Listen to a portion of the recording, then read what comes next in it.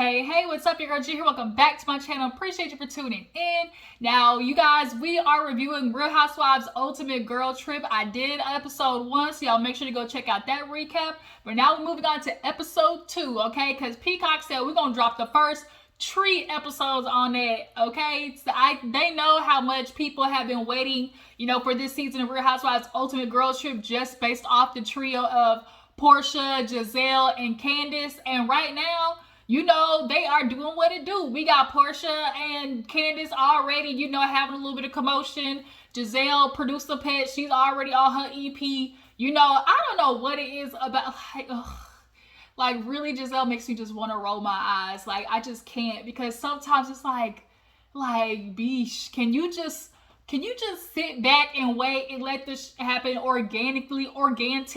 Shout out to Rodney and Nene, shout out organic. Can you just let it, flow, immediately hopping in the scene and just be like, so, can the girl sit down first before, can I at least get a slice of my steak before you try to come at me, ho? That's how it's feeling. But nonetheless, we are, so far so good. So yeah, we're gonna get into the review of episode 2, and just so you guys know, I am gonna be reviewing this season of Put a Ring on It. I gotta catch up on it, so y'all be sure just to be tuned, stay tuned for that. But as of right now, like I said, we're gonna get into Real Housewives Ultimate Girl Trip. We open up the episode. Basically, everybody is waking up from the night before. Where Candiace, didn't really like what Porsha had to say about her, about, the whole Ashley situation, and basically tried to chop it up to, the older you get, the wiser type situation. And Candy's like, yeah, okay, ho. So everybody's waking up, Alexis, she's complaining about some big old centipede in her room. I get it. Y'all, I live in the country. It be scorpions, snakes, caterpillars. And y'all, one time, I swear on my life, I ain't never freaked out so much. That centipede that was on the ground in this episode, imagine that crawling on your arm in the middle of sleep. And it happened to me, you guys. That actually happened to me. I literally, sometimes you be half asleep and you wake up, you start moving your eyes a little bit. And I just kept feeling this tickly feeling. And I thought it was just my hair because I was laying down, But something about this will feel a little bit off. I wake up and your eyes a little blurry, and I just see this big ass 2-inch thing on my arm. Y'all, whoa, I tell you, whoa, just thinking about it, y'all. I just can't. Y'all, I didn't even want to sleep in the bed for a good 2-3 days. I was on the couch, y'all. But yeah, so everybody's waking up, getting breakfast. Pepsi, they got him running around, fulfilling orders and omelets, and Porsha running Pepsi tired over here just for food. Food. And it's all going straight to her badonk back there, okay? But everybody's sitting down. Heather, she's in a little bit of a weird spot. She's just obviously I know last night, basically Heather became public enemy number 1. She was first victim because of the whole Jen Shaw situation, the whole Whitney situation. She was easiest target because as of right now, she's low man on the totem pole in regards to all of these ladies. But Heather's like, yeah, I think me and Leah are good. I apologize. We made up, I hope we're good. And Leah said they were, she doesn't want, people make stupid jokes or whatever. I just think Heather is one of those girls who, is unsure of herself. And she gets around all these other confident ladies, and in an attempt to, maybe have a camaraderie with them, or just, get in with the cool girls, she makes these jokes that she thinks, will make, them laugh, or, she thinks will, make them like her more. And it's these off-color jokes. And instead of people laughing with her, they laughing at her, and it's just polo Heather. Just we gonna get it together, but we just sometimes just zip it, okay? But yeah, so she's like, I'm hoping my personality, would just make up for it. And it's just oh, poor Heather. So basically, Leah's gonna take them to Elephant Sanctuary.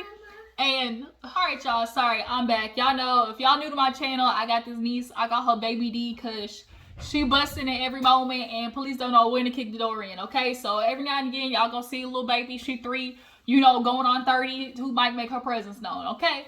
But nonetheless, what was I talking about? I think I was talking about Heather, just trying to figure out who she is. But nonetheless, also at breakfast, You know, we had Candiace obviously talking about how, you know, with Porsha, it's just like, she basically is a, you know, I gotta take her as she is, you know, but I still just kind of deal with her from a distance, because at the end of the day, y'all all know when season 5 came, Porsha, you know, Porsha very much made it known that when it came to that whole Monique situation, season 5, when it came to Monique, she was, you know, she said that she was team, you know, ping, ping, ping, and Candiace was like, I can't mess with that. So, you know, it just is what it is. But Porsha basically, you know, Candiace basically just is like, you know, I just take her as she is.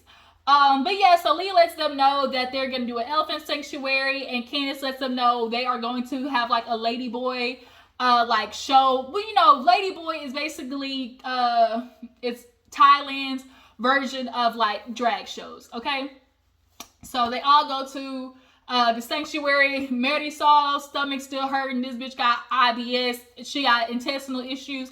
I know how that hurt, you know, is personally, because your girl, I'm just getting older. You know, you're getting older. We just get diagnosed with weird shit. Like, how the hell I got IBS? Like, what the freak is an IBS? Those initials don't even go together. The only initials I know that's supposed to start with an I is the IRS, okay? And I don't want to mess with those people, so I don't want to even get anything close to IRS. Now, all I gotta do is replace one initial to get this. No, so that should let you know how much IBS hurts. So if there are any people out here watching with intestinal issues, y'all understand, say I down in the comments. Okay, but you know, Marisol, her stomach hurting because she got alcohol issues. That's what it is. I'm starting to think that Marisol might possibly, you know, be alcohol dependent. Okay, allegedly. I'm just saying that for me. For my opinion, but nonetheless, the ladies, you know, lead, they take a roadie. They had to teach Pepsi what a roadie meant, and that basically means a drink to go. So in one car, we have like Giselle, Porsha, it was like Giselle, Porsha, Heather, and Whitney. And the other car was, Giselle, Porsha, and somebody else. But then the other car was Candiace, Leah, Marisol, and Alexia. So basically in Alexia's car, Leah gets to talking to her about how she, you know, watched, you know, Miami and saw the whole story of Alexia and having a husband, you know, that passed away, and found out that he had a gay lover. And that's my song, dear lover, I hope this letter finds you, baby, dear lover. Hey, drop down in the comments if you know that song, okay? That is Tina Marie, okay? For the people who know the old school songs, none of you young hoes know about that, okay? Tina Marie, that's, look, hey, square biz, okay? Tina Marie is that chick, okay? But nonetheless, her man had a male lover, okay, when he passed away, and Alexia let it be known, shoot, had it been another bitch, I might not have been able to do that, okay? But the fact that it was another man, I, you know, gave him grace, because imagine what that must have felt like to basically be a man and having to live, you know, in the closet. So yeah, Leah starts talking about dating, and he's a cute guy, but she has this, you know, weird obsession with hoping that he don't have no micro-peen, because don't nobody want to find out, you know, after all this time that he might be over there looking like this, okay? Looking like this. Just looking like this. But yeah, so they get to the elephant sanctuary. Super cute. I love elephants. Of course, I think in most cultures they represent like virtue, knowledge, you know, mental like wealth, because elephants are super smart. And so they go, the ladies got to get in the water. They start, you know, bathing the elephants in mud and stuff like that, until one started taking a dump. Then it's like, oop, gotta go. Nope, this ain't for me, because it's like, bitch, you ain't gonna throw no mud on me. Porsha threw some mud on Giselle, tried to blame it on somebody else, but bitch, we seen you. So they go sit down and they have their lunch, and basically, you know, Leah's like, I don't have a game, but I definitely want to, you know, talk to you ladies and just ask a question of like, what is your best and worst experience of Housewives? But before she got into that, she did get into the fact that she was like, yeah, you know, just so glad to be able to talk about sex around the ladies, because on, you know, New York Housewives, these ladies were such prudes, And I watched New York Housewives. Those ladies were faking. If you watch RHONY, you know that Sonia was one of the biggest whores. Shout out to Rodney. She was one of the biggest whores of them all. Her, Ramona, and Luann were all sharing the same nigga, okay? So Sonia was out here in these streets, and Ramona too, and they had to act all prudish, you know, prim and proper in public. But girl, behind the scenes, they definitely was talking about deeks, okay? And then also too, Porsha, she said she gonna suck a cork out of a wine bottle. Everybody was looking at her like, girl, you really finna do this? She's like, y'all was dumb. But leave it up, Porsha, like, she has these funny moments, which is why it's so fucking annoying, because it's like, it's not her personality that we don't like. It's the stupid ass lies and the playing dumb that we don't like.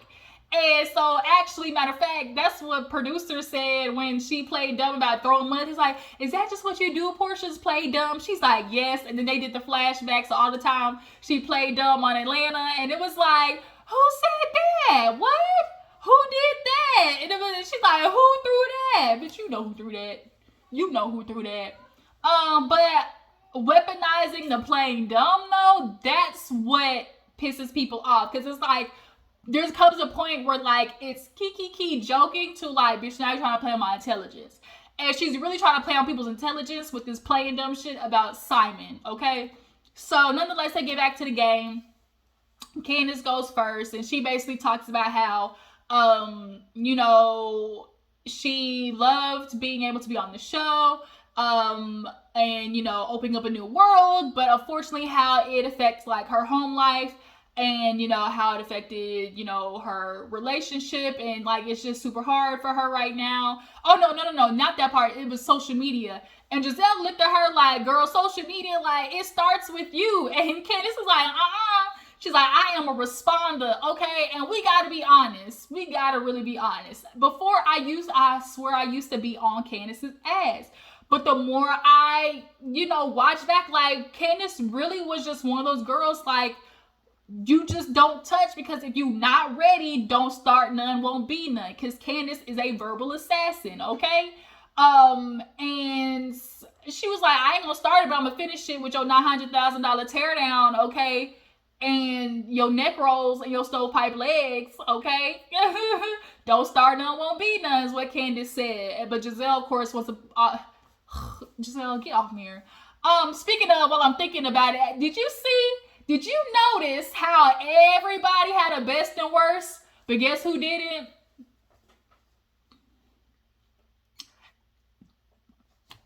Who didn't have a best and worst moment of, you see Giselle, how she avoided a very vulnerable moment, an open moment again.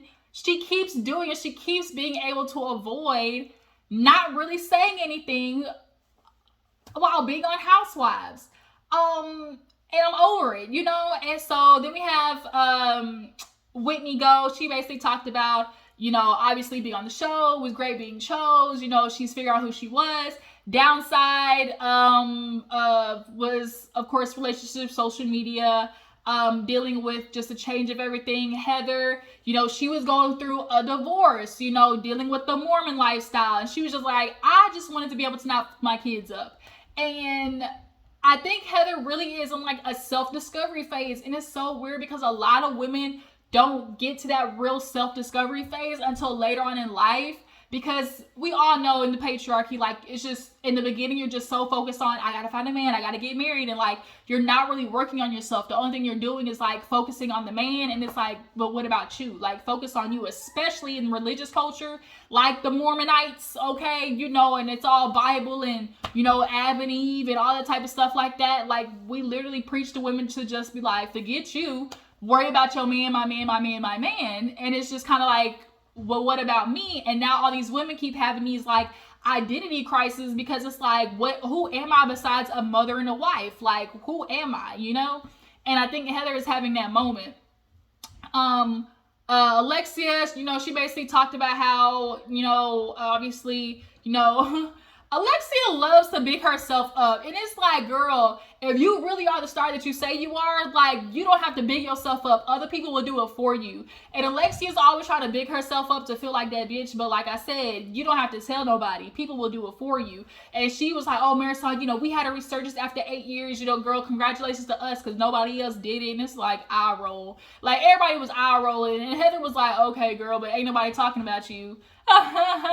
So Marisol, she talks about her mom coming on, and you know, she was worried that she was gonna get, you know, obviously bad attention because mama effed her face up. Unfortunately, you know, sometimes the white women especially, y'all get to touch in the face, wanted to prick, pry, and pull, and injecting silly putty and chicken grease, and kind of has a negative, you know, effect. And, you know, mama's face, she kind of started looking real, unfortunately, like pufferfish base.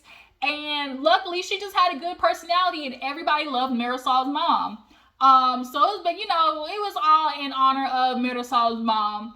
Porsha did go, and she's like, you know, one of my favorite things about it was just like, you know, learning to be vulnerable. There is, you know, she's like, I want to see real, raw, you know, lives. And that is something we all want to see, which is why everybody was on Real Housewives of Potomac is because y'all was real fake with it. Like, real fake with it. And so it's like, we want to hear real stories. But Porsha talked about, like, you know, going through postpartum and how hard that was for her. But, you know, producer Joy pushed her because you're not the only one going through postpartum. There's so many women out here who go through postpartum.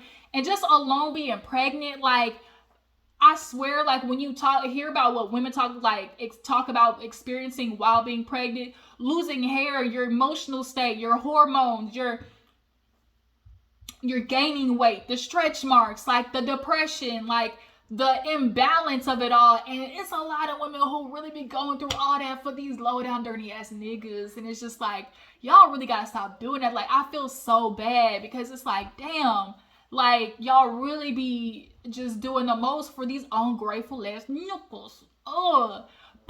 And Dennis was one of them because he cheated on her while she was pregnant. So it's just like y'all go through all of this for them? No. But I really appreciate Porsha having that vulnerable moment. Everybody went Leah. She talking about she mad at the producers because they didn't tell. She's like, nobody told me to go. My grandmother was dying. I wish I had somebody tell me that. And multiple people kind of was like, but girl, you're an adult. Like, I really doubt, like, producers wouldn't have told you, like, hey, go be with your grandma who's dying. Like, I feel like Leah's having some guilt. And she's looking for somebody to blame. And it's like, girl, no, like, you could have left. Like, why did you need producers to tell you to leave to go see your grandmother who's dying? Like, Leah, girl, you got to take that one. And of course, Giselle avoided all, you know, conversation about herself, like I said.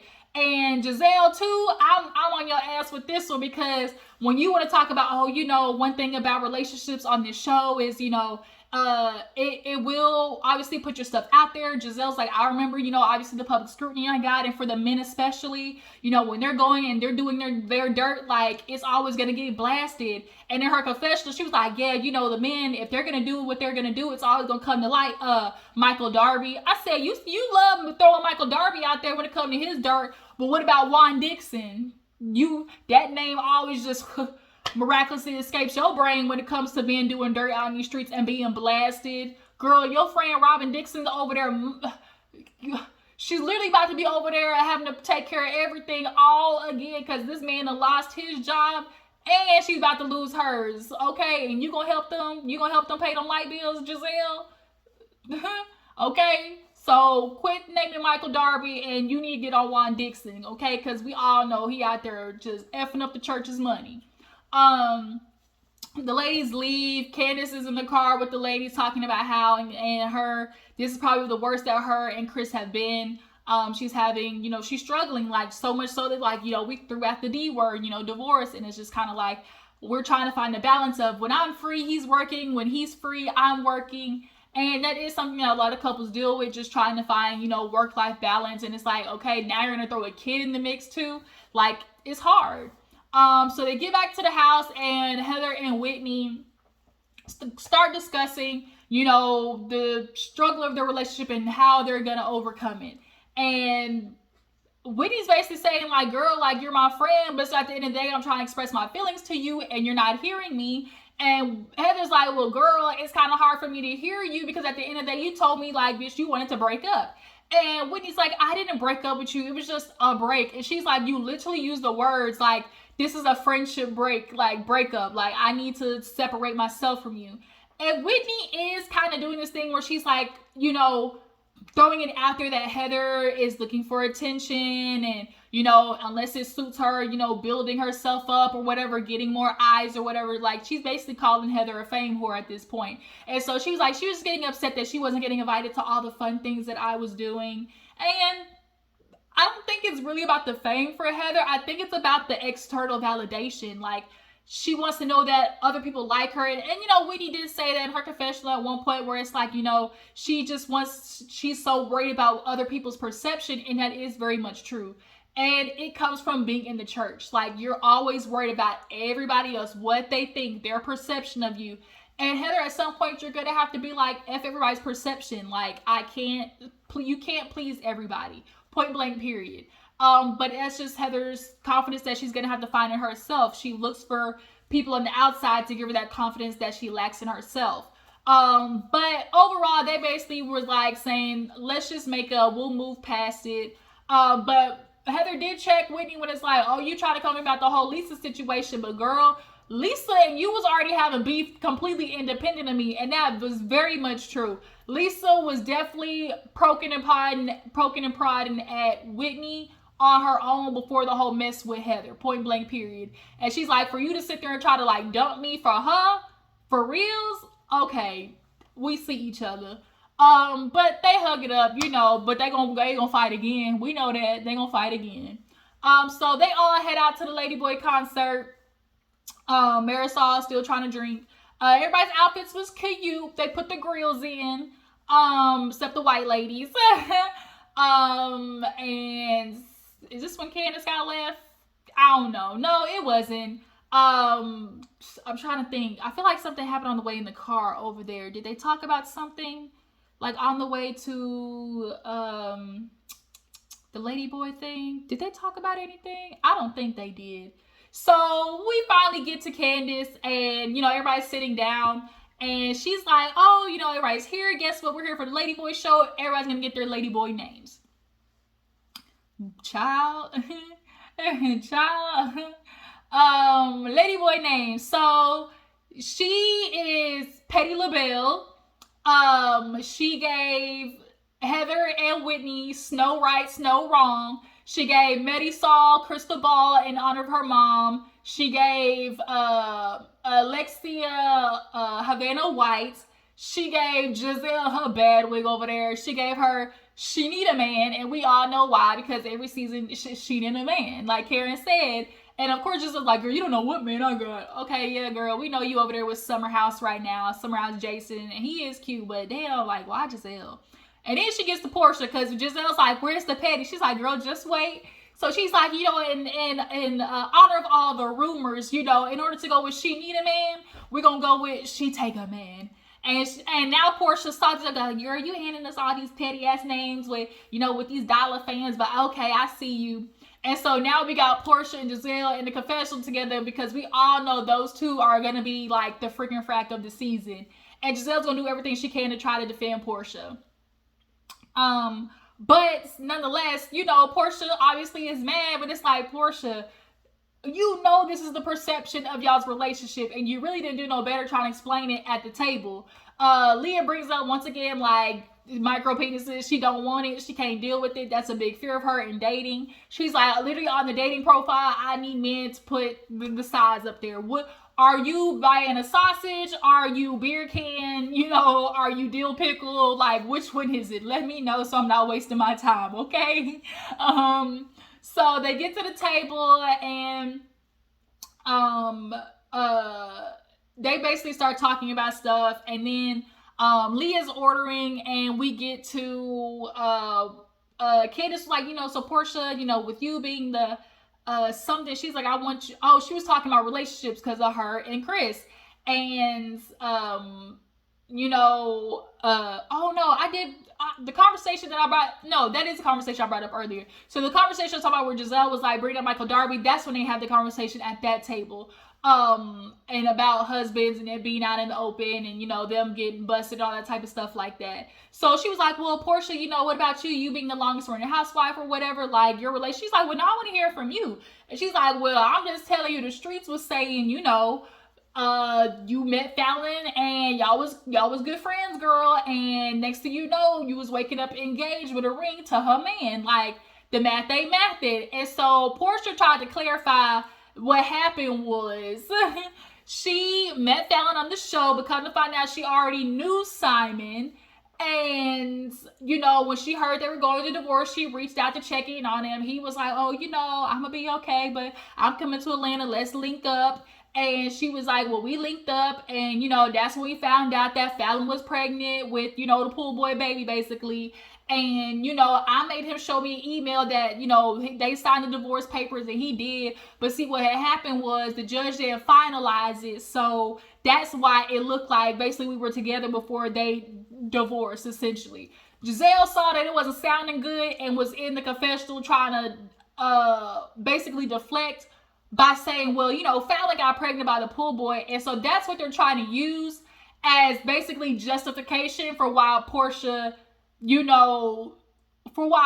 should get a pass on what she did, simply because Fallon got pregnant by old dude. And it's like, both of y'all was foul. Regardless, like, everybody was foul in this situation. And the fact that she said that she knew Simon and the way she, like, dapped him up is making me feel that her and Simon probably interacted in a intimate way or in a flirty way.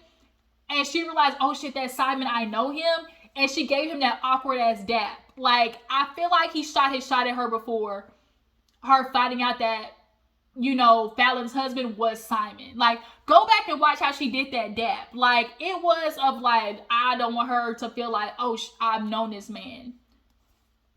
That's how it came across to me.